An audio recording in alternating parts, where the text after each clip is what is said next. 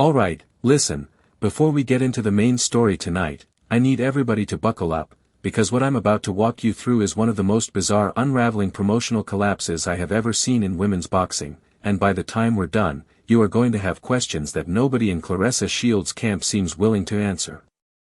This is not a small dip. This is not a bump in the road.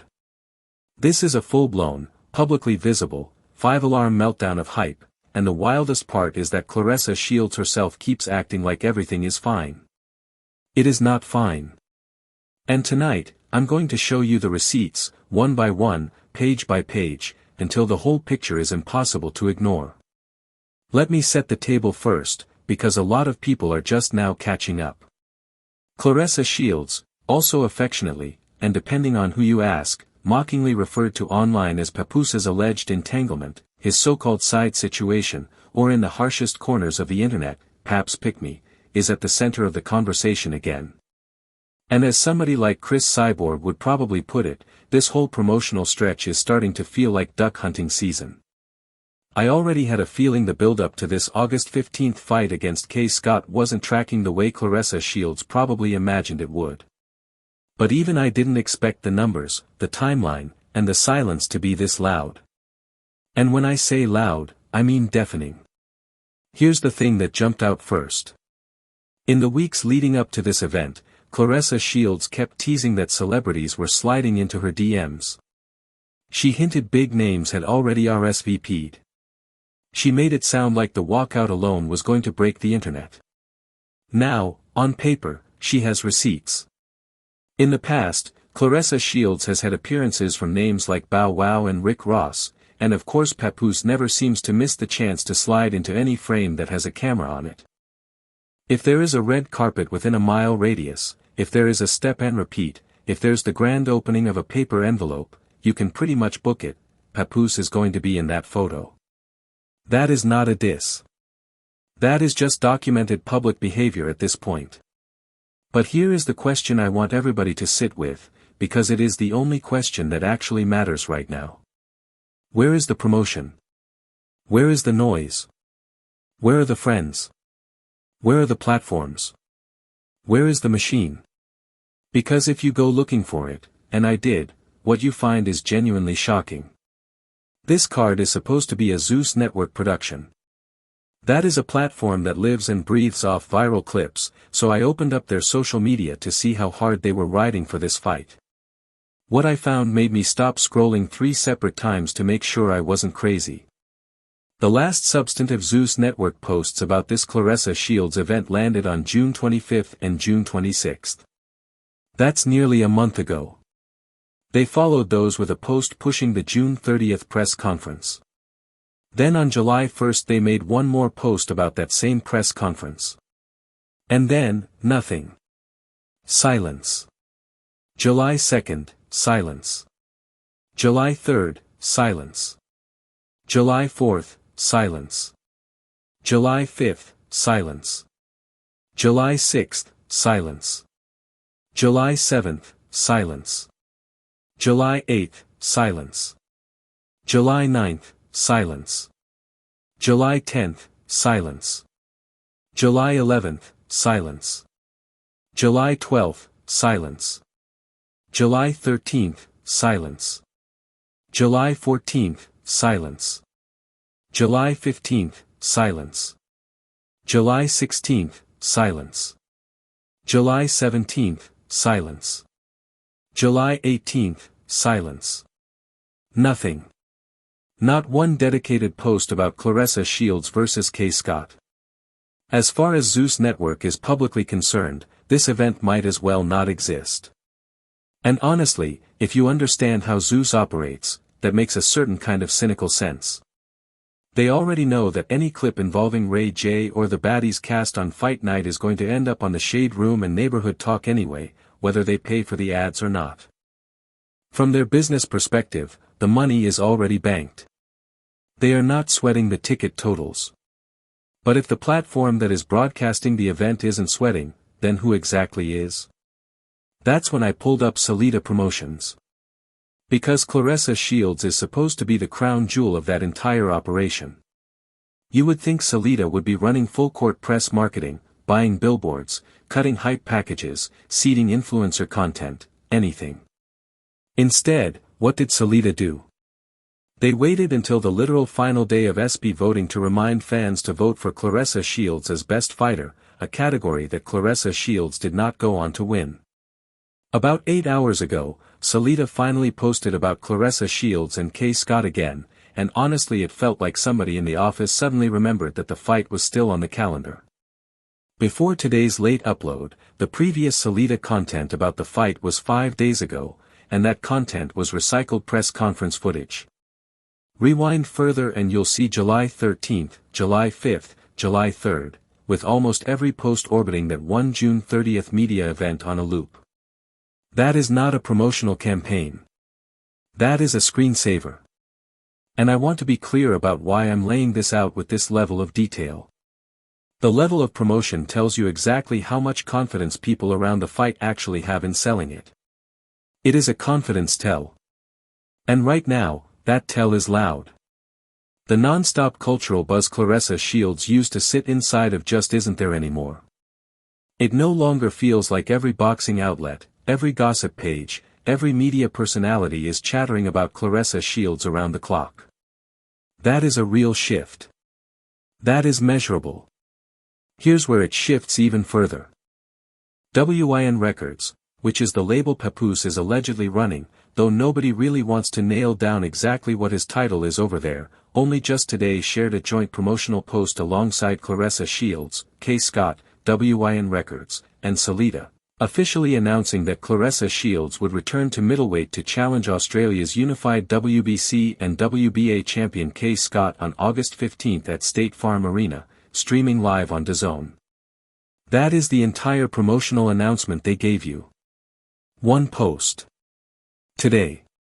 For a fight in less than a month. Before that, WIN Records was much more locked in on promoting its own brand and its own activities, including their whole trip to Puerto Rico, than pushing Claressa Shields' upcoming championship fight. Their previous fight-related post was way back on July 5, read that again. July 5. That gap alone tells the story. At this point, Claressa Shields has essentially become her own marketing department. Every single day she is posting workouts, sparring rounds, weight cuts, sled pushes, fight camp B-roll. A few days ago she was publicly asking businesses for sponsorship patches to place on her fight night gear. Publicly. On social media. Openly soliciting last-minute sponsors like this was a middle school bake sale. And that raised eyebrows across the boxing world, because a champion of Claressa Shields' caliber, at this stage of camp, should not be tweeting for patch money. Don't be shocked if those patches end up featuring WIN Records, Zeus Network, and maybe one surprise brand that swoops in at the buzzer. Maybe she'll pull it off. Maybe a real sponsor shows up. But watch how this plays out, because when you scroll through Claressa Shields' own Instagram, she is putting in more work promoting this fight than Salita Promotions, WIN Records, and every so-called celebrity friend combined. She is her own hype machine. And that is not a compliment. That is a red flag. Remember when Claressa Shields recently linked up with Lado? Even though that photo got roasted online, and it got roasted, you would think that after being name-dropped in one of Lado's songs, there would be at least a small burst of public cosign. Lado has more than 14 million followers. One story. One post. One repost. It would move tickets. It would move algorithm. And yet, nothing. People also mentioned that Sway and Portia are supposedly attending the event. And instead of a proper endorsement post, what did we get? A random buried comment. Underneath an announcement from weeks ago. That is not celebrity backing. That is a passing hallway wave. So if all these famous names supposedly ride for Claressa Shields, why is not a single one of them using their platform to actually push the fight? Where are they? Where's the loyalty? Because right now the numbers don't lie, and the numbers say the room is empty. Drop your honest take below, because I need to know if I'm the only one seeing this or if the whole comment section is just as confused as I am. But hold on, because one person did finally step up, and this is where the story takes a genuinely unexpected pivot. Monique. Monique jumped on Instagram with a full-throated, heartfelt message telling Atlanta to come out and support Claressa Shields and Kay Scott, saying women's boxing deserves that kind of love, and encouraging the city to sell the arena out. Hearts. Boxing gloves. Fire emojis. The whole promotional care package. Claressa Shields responded quickly, thanking Monique and saying she could not wait to see her. And that right there, is what stopped me. Because weren't we told Claressa Shields was the multi-million-dollar superstar who did not need anybody? No shade to Monique whatsoever, because Monique is a legend and her support is real. But there was absolutely a stretch of time when Claressa Shields barely publicly acknowledged Monique's support, because bigger, flashier celebrity names were flooding her comments and she was chasing those instead. Fans noticed. Fans commented on it. And only after that criticism went viral would Claressa Shields go back and quietly like Monique's comment or drop a delayed reaction under her post. Now, though, the situation is completely different.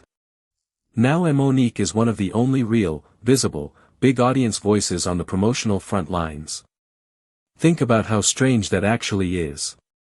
Claressa Shields has repeatedly claimed over the last year that major celebrities are fully behind her, in her corner, ready to ride at any moment. And yet, in the run-up to the biggest arena of her professional career so far, almost none of them are publicly pushing this Zeus Network event. It is not even a matchup against one of the biggest names in women's boxing. Kay Scott is under the same promotional umbrella, has a modest handful of professional fights, and is being handed a title shot on a platter. So why is Monique carrying so much of the promotional load? Why is she almost alone? That naturally kicks the door open to another question, the ticket sales question. Monique has around 1.8 million followers on Instagram. Claressa Shields sits at roughly 1.7 million. If all these supposedly bigger stars really support Claressa Shields, where are their posts? Where are the industry connections? Where are the WIN Records artist features? Where is the music industry co-sign that Papoose was supposedly plugging her into? What happened to all those famous friends? That's the part fans are struggling to wrap their heads around, and it's the part that is starting to reshape the narrative around this entire chapter of Claressa Shields' career. Here's where the conversation gets even more layered, and I want you to sit with this comparison for a second because it explains a lot. Some people online are pointing out an eerie similarity between Monique's long-running career story and the way her husband has often been discussed in industry business conversations. During the fallout involving Oprah and Tyler Perry, there were reports, and again these are reports, not confirmed facts, that some industry decision-makers preferred dealing directly with Monique herself, or with professional representatives, rather than negotiating through her husband. Whether those reports were entirely fair or not, they have been part of the public conversation about Monique's career for over a decade. That is exactly why some critics are now drawing a parallel to Papoose. They are asking, out loud, on public timelines, is Papoose becoming too involved behind the scenes of Claressa Shields' career? Because remember, Claressa Shields herself has admitted, on camera, that she is not entirely sure what Papoose's official role is with WIN Records. And that admission alone is fuel. When the person whose career is being managed cannot cleanly define the role of the person managing it, you have a problem. Or at minimum, you have optics that look like a problem. From that angle, critics believe Papoose may be quietly trying to build his own personal profile on the back of Claressa Shields' rise, in the same way commentators once accused Monique's husband of doing during her career. Whether you fully co-sign that comparison or push back on it, it is now firmly part of the public conversation swirling around this August 15th fight. And some argue that personal relationships, especially high-visibility ones, can absolutely bleed into business opportunities, intentionally or unintentionally. Deals get cooler. Sponsors get cautious. Publicists get quieter. That is just how the industry breathes. Because of all that, people are asking whether Claressa Shields may have underestimated exactly how much public perception was going to squeeze her brand this year. If the promotion truly isn't hitting the numbers behind the scenes, then reaching out to somebody like Monique for extra reach could simply be a strategic push to move more tickets before fight night. Atlanta is a major market. It is a black cultural capital. Every additional public cosign matters. Every voice moves the needle. That is why this Monique moment has sparked so much conversation online, because it feels less like organic celebrity support and more like an SOS flare being fired into the sky. Roll all this back for a second and ask yourself an honest question, because I want you in the comments on this one. For a lot of critics, this entire chapter feels awkward, and I mean genuinely uncomfortable to watch. They argue that Claressa Shields spent the last several months dismissing critics, clashing with fans in comment sections, and framing herself as the only name in women's boxing that truly mattered. Some of that swagger was earned. She is undefeated. She has titles. She is a generational fighter. Nobody is taking that away. But others continue to bring up the very public controversy involving Papoose and Remy Ma, arguing that entire storyline damaged Claressa Shields' public image far more deeply than she seems willing to admit. And now, Claressa Shields is openly referring to Papoose in affectionate terms while still absorbing round after round of scrutiny on social media. To her critics, that is a dramatic reversal from the confident, untouchable image she projected as recently as last year. They believe that going public with such a controversial relationship has not elevated her career the way she may have hoped it would. Instead, they argue, she is now fighting an uphill promotional battle to rebuild excitement around a fight that, on paper, should be selling itself. In fairness though, and I do want to be fair, a lot of this criticism goes further than it needs to. Claressa Shields is still the best pound-for-pound women's boxer of her era. She is still undefeated. She is still going to walk into State Farm Arena on August 15th as the champion, the draw, and the face on the poster. None of that has changed. What has changed is the noise around her. What has changed is the ecosystem. What has changed is the amount of goodwill she can lean on when the machine goes quiet. And that ecosystem question is the one I keep coming back to. Because at the end of the day, a lot of fans are simply going to wait for the Shade Room and Neighborhood Talk to post the walkout clip. They are going to wait for the ring entrance moment. They are going to wait for whatever Papoose says at the post-fight presser. They are going to wait for the meme. And they are not going to buy a ticket. That is the brutal truth about the modern celebrity fight economy. The culture will consume the highlights and skip the box office entirely, unless somebody with real reach breaks through the noise and physically drags the audience to the arena. So where does that leave Claressa Shields tonight, as of July 20th, less than 4 weeks out from August 15th at State Farm Arena on DAZN? It leaves her doing something she has never really had to do before. It leaves her marketing herself. Alone. From her own account. With sponsorship patches she is soliciting in public. With one Monique post carrying more weight than an entire promotional company. With Zeus Network on radio silence. With Salita Promotions on a 5-day snooze cycle. With WIN Records posting Puerto Rico vacation photos.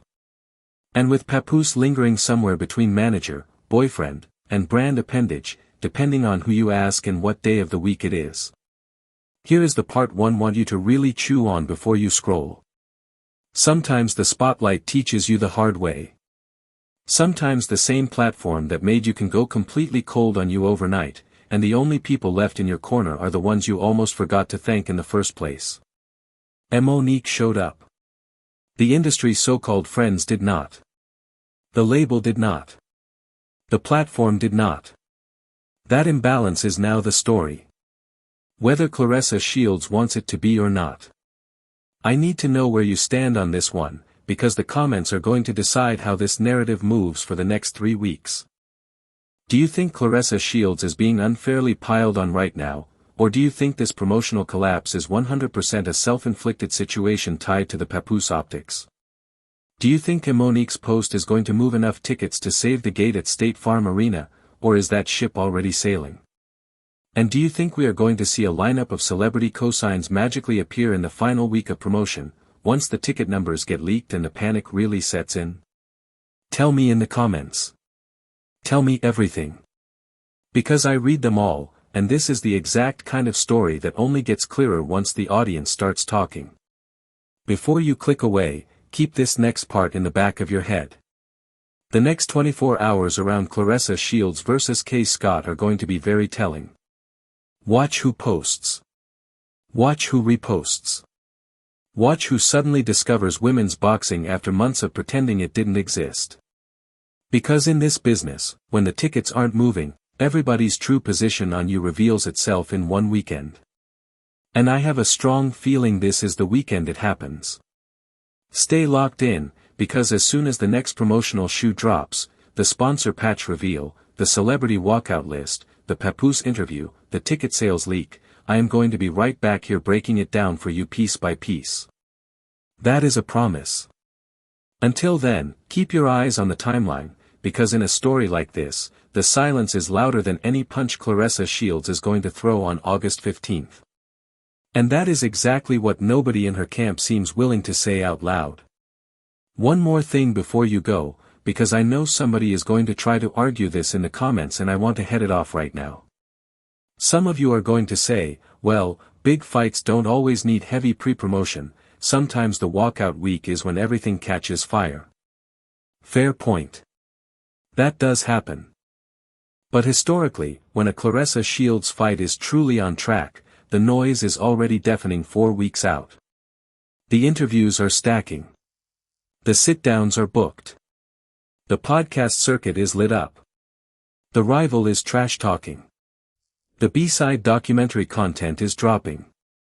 None of that is happening around this Claressa Shields vs. K. Scott card at the level it should be, and that is not a subjective vibe check, that is a measurable, comparable pattern against every previous Claressa Shields main event. The gap between what this promo run should look like and what it actually looks like is the entire story. That gap is the receipt. That gap is what the algorithm is picking up on, that gap is what the ticket brokers are pricing in, and that gap is what fans in Atlanta are quietly whispering about while they decide whether to spend the money on a Saturday night ticket or a streaming subscription. Sit with that. Then meet me in the comments.